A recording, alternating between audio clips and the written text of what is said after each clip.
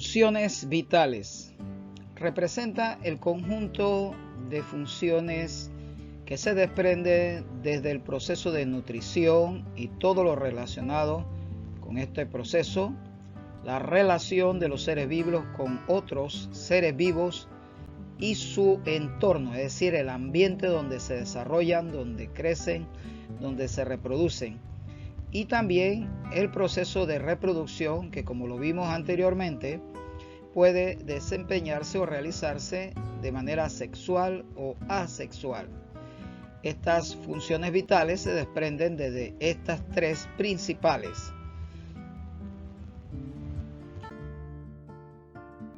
Las funciones vitales no solamente son realizadas por los animales, también las plantas realizan las funciones vitales como seres vivos que son. Así tenemos los procesos más importantes en las plantas, como es el proceso de respiración y el proceso de fotosíntesis, pero también ellas cumplen el proceso de relación y reproducción. Recuerden que en las plantas hay reproducción sexual y reproducción asexual, y esta reproducción asexual la vimos cuando tocamos el tema de sistema reproductor. En el caso de las plantas ya vimos que la reproducción asexual se podía dar a través de los tallos subterráneos, las estacas, la reproducción por acodo y otras más. Y la reproducción sexual en plantas obviamente que se da a través de los gametos reproductores que están, los gametos masculinos que se encuentran en el grano de polen y los gametos femeninos que están en el pistilo del ovario. Así pues, las plantas también desarrollan las funciones vitales. En este caso, la fotosíntesis, que se desarrolla a través de las estructuras u organelas celulares llamadas cloroplasto, en la cual, gracias a la luz solar, en estas organelas se transforma esa energía de la luz solar en energía química que se almacena en forma de almidón y azúcares en las plantas.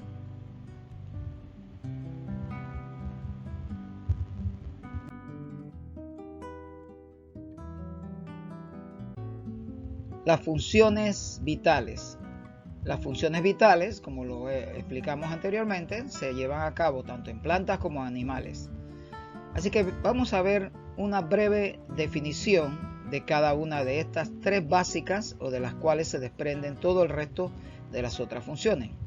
La nutrición, que es el proceso en el cual en un ser vivo, ya sea plantas, animales o organismos unicelulares, obtienen materia necesaria para tener energía para vivir, es decir, desarrollarse y crecer también. La función de relación. Los seres vivos se relacionan para recibir información de su entorno y responder a ella para sobrevivir y responder a situaciones que se les presenten en las que tienen que, por así decirlo, conservar su existencia o garantizar la existencia. En el caso de la reproducción, todos los seres vivos, esta función le permite multiplicar el número de individuos de cada especie, crear nuevas generaciones, a la vez que transmiten su información genética. Así, como pueden ver, las funciones vitales se desprenden en tres principales, o comprenden estas tres principales: la nutrición, la reproducción y la relación. En el caso de la nutrición tenemos otros procesos que son parte de los procesos y parte también de las funciones vitales que vamos a ver poco a poco a través de que toquemos estos puntos en los sistemas del cuerpo humano. Por ejemplo, la digestión en lo que tiene que ver con el sistema digestivo, la respiración en el sistema respiratorio, circulación en lo que es el sistema cardiovascular o circulatorio, y por supuesto la excreción en todo lo que es el sistema excretor, que comprende varios aparatos incluidos en este sistema, como es el caso del aparato urinario y parte de las excreciones que se llevan a cabo a través del intestino grueso, el recto y el ano en el sistema digestivo. En el caso de la reproducción, como se dijo hace un instante, esta puede ser sexual o asexual, tanto para seres vivos animales como para plantas y organismos unicelulares. Y por supuesto la función de relación, en la cual un ser vivo multicelular, en este caso los seres vivos animales principalmente, a través del sistema nervioso, se relacionan con el entorno, recibiendo información de los órganos sensoriales, tal como lo vimos cuando dimos la introducción al sistema nervioso en el primer trimestre. Vamos entonces a avanzar en esta clase virtual número 13 de funciones vitales. Función de relación, ¿qué es? Pues es la función en el cual el proceso por el cual los seres vivos reciben información del medio que los rodea, dan una respuesta para asegurar su supervivencia, como lo decimos. Puede ser una identificación de la pareja, del macho hacia la hembra, de la hembra hacia el macho. Puede ser una identificación de la flor apropiada para obtener néctar, como hacen las abejas o los colibrí. O puede ser la de identificación de un sonido raro que puede llamar la atención y avisar de riesgo de peligro. Porque los seres vivos necesitan capturar el alimento, buscar pareja, defenderse de los depredadores y elegir las condiciones ambientales más favorables para su vida. Así que esa es pues sencillamente la razón por la cual obviamente los seres vivos tienen que desarrollar este tipo de relación o este tipo de actividades involucrados en la función de relación. Esa relación responde a estímulo. Entonces, ¿qué es un estímulo? Un estímulo son variaciones o cambios que ocurren donde, ya sea en el medio externo o interno del individuo. Cuando hablamos del medio interno hablamos de todos sus sistemas. Cuando hablamos del medio externo hablamos del entorno que le rodea. Entonces, ¿qué desencadena? Desencadena que de una u otra manera tú tengas una respuesta, como es el caso de nuestro, digamos en la parte interna de nuestro cuerpo. Nosotros recibimos mensajes relacionados con nuestro estado de salud, cuando ya tenemos un dolor de cabeza, cuando tenemos una constante evacuación intestinal, de excretas, que comúnmente llamamos diarrea. Entonces, esta serie de cosas son cambios en el aspecto interno, cuando te sientes sofocado, cuando empiezas a sudar porque el día está muy caluroso, porque te agitaste o te ejercitaste. Entonces, todos esos son cambios que se manifiestan y que tienen una reacción de manera interna, pero hay reacciones de manera externa. Y están involucrados para esto, entonces, como ves allí, los órganos de los sentidos, el sentido de la audición, el sentido del tacto, del gusto, de la vista, del olfato. Toda esta serie de sentidos son los que a nosotros, por lo menos los mamíferos y una gran cantidad de vertebrados, están involucrados en ayudar al ser vivo a detectar esa relación del individuo con su entorno. Respuesta a estímulos en planta. Vamos a ver aquí, y tal como lo dice la información, las plantas requieren luz solar. ¿Qué pasa cuando una planta no recibe la cantidad de luz solar apropiada? Porque ella realiza el proceso de fotosíntesis. Acuérdense que ese proceso de fotosíntesis, como lo vimos en célula animal y vegetal, se realiza en una estructura u organela. Organelas son esas pequeñas cositas que cada célula tiene dentro y que cada una de esas cositas realiza una función específica, como si la célula fuera totalmente el equivalente a un ser vivo. Es que la célula está viva. Por eso tiene una organela que le ayuda a realizar la oxidación, que es la verdadera respiración. La oxidación celular es la verdadera respiración del ser humano, del ser vivo, de plantas, animales, de organismos microscópicos, de unicelulares, de multicelulares, de invertebrados, de vertebrados.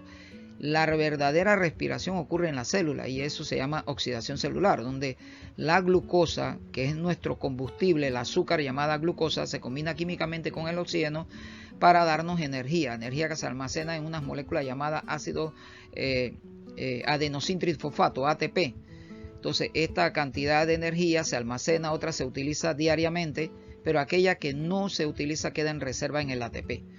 Entonces, eso ocurre gracias a que la célula vegetal tiene los cloroplastos que tiene la clorofila. La clorofila captura la energía solar y la transforma en energía útil para ser incorporada a los procesos por el cual la planta desarrolla, produce alimento para ella misma y para otros. Entonces, ¿qué sucede cuando la planta no tiene ese acceso al estímulo de la luz ambiental? Pues sencillamente lo que tú ves en la imagen a la derecha de tu pantalla. Una planta que se va a resecar, una planta que aunque le pongas agua se va a morir porque le faltó el factor de luz solar, y finalmente la planta absorbe todos los nutrientes en reserva que tiene en raíces, tallo, hojas, frutos, se los absorbe a sí mismo para sostenerse hasta que todo se le agota y finalmente muere. Esta es otra característica de las plantas. Las plantas, gracias a ese estímulo de luz solar, ocurre lo que se llama heliotropismo y el crecimiento, digamos, muy avanzado, muy desarrollado de los árboles del dosel del bosque. En el caso del girasol, que está a la derecha de tu pantalla, estas flores se orientan hacia la luz del sol, siempre, todo el día van girando y girando, por eso le llaman el girasol, porque él cambia de posición a medida que el sol se desplaza de este a oeste. Entonces, en el caso de los árboles, por esa competencia, por la necesidad de adquirir luz solar para producir fruto, para desarrollarse, para crecer, ellos cada día crecen más, y crecen más porque siempre hay un árbol más grande que otro tapándole la cantidad de luz que necesita, así que ese va a seguir creciendo para tratar de atrapar luz. Respuestas a variaciones del entorno. Una de las características de los seres vivos es la capacidad de responder a estímulos externos e internos. Esta capacidad se conoce con el nombre de irritabilidad. Mira bien esa palabra, irritabilidad. Y como los seres vivos reciben información, la traducen y la elaboran en una respuesta. Por ejemplo, ante un sonido de gran intensidad, los humanos podemos asustarnos y gritar. Las aves huyen, mientras que los perros, los gatos, las ardillas, los conejos y otros animales se desplazan corriendo, huyen a esconderse. Huir y esconderse. Esa es prácticamente la reacción en términos generales que va a tener todo animal, todo ser vivo frente a un estímulo de amenaza que puede ser un ruido o la presencia de un depredador. Aquí tenemos ejemplos. Si ves a la izquierda, donde está la caricatura o el dibujo o la figura en base a dibujos, vemos que todos estos animales a la izquierda están huyen perfectamente ellos están desplazándose. Aquí tenemos el cursor láser y estamos viendo que estos están en huida vertiginosa para escapar del incendio. A la izquierda vemos aquí, tal como te lo estoy señalando con el cursor, que la leona está atacando una manada de cebras, así que el instinto inmediato, la reacción inmediata para supervivencia de la cebra es huir todas. Ni siquiera se ponen a pensar, oye, es una sola leona, vamos a entrarle a patada y acabamos con ella, porque no se piensa así. El instinto de supervivencia activa regiones del cerebro que se llama cerebro reptiliano o cerebro límbico en todos los mamíferos, incluyéndonos nosotros, que no entran a razonamiento. Eso se activa a escasamente 125 milisegundos de haber recibido la señal de alerta. Y no es hasta los 375 milisegundos que tú empiezas a reaccionar y dices, no, pero ese fue el sonido de un gato que tumbó un tinaco por allí. Así funciona nuestro cerebro primitivo, nuestro cerebro instintivo o cerebro reptiliano. Aquí hay otro detalle. Algunos animales es muy característico que tengan una alta capacidad de visión, olfato, y estos animales, nosotros realmente todo esto lo fuimos perdiendo poco a poco. Imagino que nuestros ancestros muy antiguos tenían mejores olfatos y mejores visión que nosotros. Pero esto se fue perdiendo, y acuérdense que en aquellos tiempos la vida media, o sea, el ser humano no duraba mucho.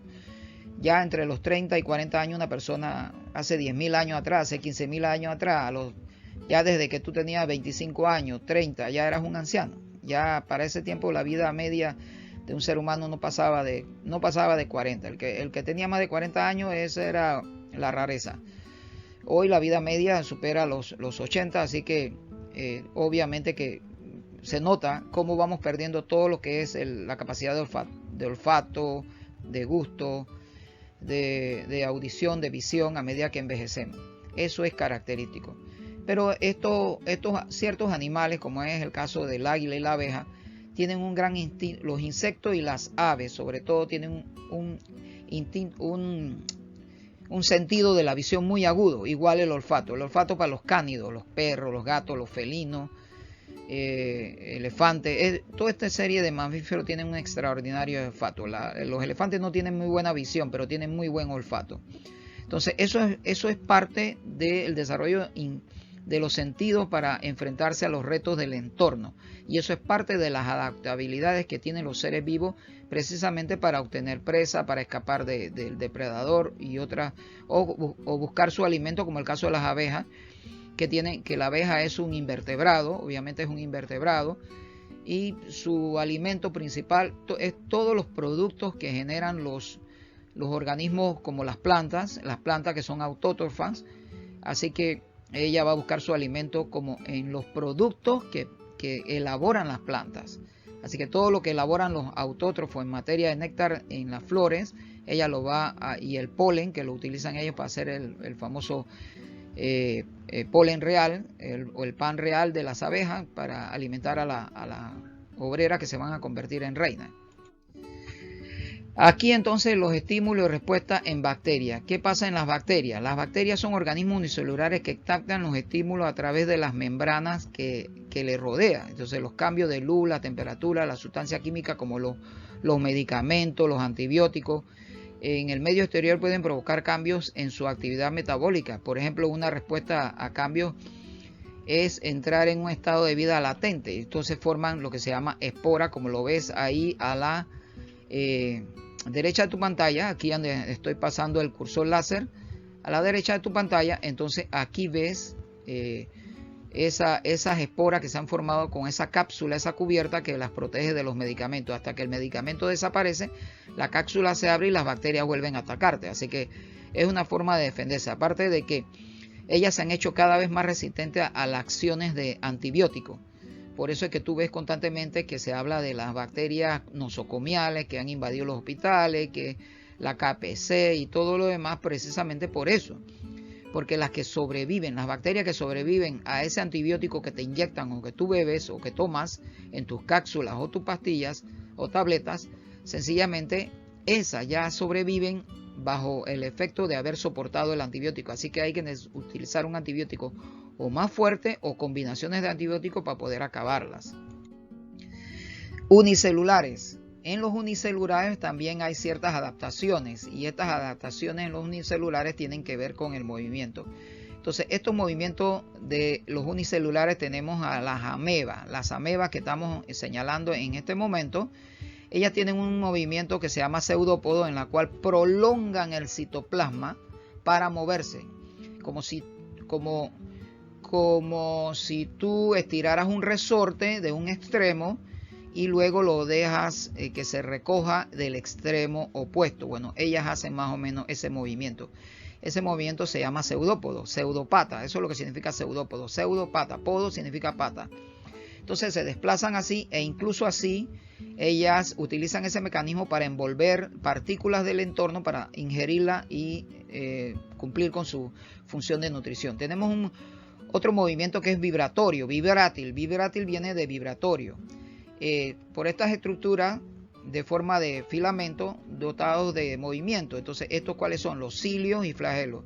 Los cilios son cortos y muy abundantes. Es el caso aquí, como lo puedes ver, de organismos unicelulares como el paramecio. Los flagelos son característicos de otros unicelulares, la euglena, un protozoario, ambos son protozoarios, un protozoario llamado Euglena viridis.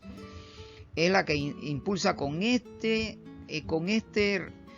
látigo que tú ves, esta cola que tú ves en forma de espiral, porque así es que ellos la mueven, como si fuera un motor de una hélice bote de esos motores de fuera de borda. Bueno, así mismo se mueve el flagelo, incluso en el espermatozoide. También hay un flagelo y él se mueve así, parece un resorte, y él va girando ese resorte como la propela, se llama propela, de un motor fuera de borda. Entonces tenemos cilios y flagelos para el movimiento vibrátil, y movimiento contráctil lo hacen ciertas células especializadas de todo organismo que tiene tejido muscular o tiene sistema muscular, básicamente, y eso va incluso en invertebrados. Estas células contráctiles de nuestro tejido muscular se recogen, se contraen y luego se dilatan para provocar movimiento que obviamente a nosotros nos permite el proceso de locomoción, desplazarnos de un lugar a otro, pero esto obviamente con la acción conjunta, coordinada de cerebro que manda la orden, sistema esquelético que sostiene a los músculos, y los músculos que son los que producen la energía de desplazamiento, apoyados por supuesto en el esqueleto, que es su soporte donde ellos están fijos para precisamente en conjunto, esqueleto y músculo, desplazarnos, ayudarnos a movernos, mover extremidades y todo lo demás. Entonces, formación de una envoltura protectora, y tal como lo dijimos en el caso de las células, hay células como las bacterias y otros microorganismos que forman estas envolturas, y son las llamadas cápsulas.